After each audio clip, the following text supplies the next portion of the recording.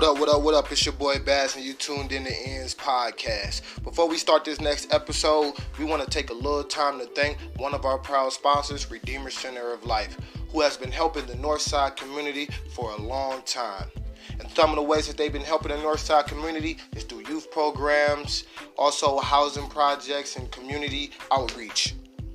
If you want to help them continue this, you can reach out to Redeemer at Redeemer, REDEEMER center.org/donate. One more time, Redeemer, REDEEMER center.org/donate. Now let's tune in to the next episode.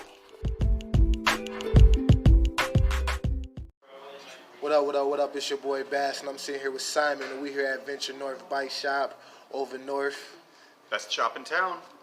Alright, man, so I'm going to start it off with the question of the day, man. So, when did you first know that you want to work within the community? Well, when I started interning here when I was about 15 at the shop, I would sometimes help people day to day, just get their bikes fixed up and everything, and sometimes kids would come in and they'd have a flat tire and anything.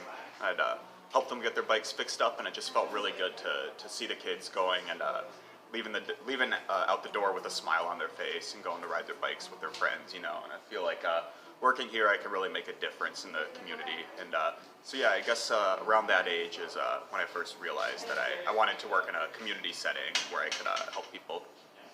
So around 15? Oh, dope. So next question, man, for you, man. So who was your biggest influences growing up, and how did you think that impact like the way that you view things today? Honestly, one of the biggest influences on me was my grandmother. I kind of grew up around her a lot. Both my parents worked full time, so she would watch me sometimes. And she was one of the most selfless people I know. She'd always go out of her way to help people, and she'd deliver food to homeless people just out of the kindness of her heart, stuff like that. And kind of looking back, I like to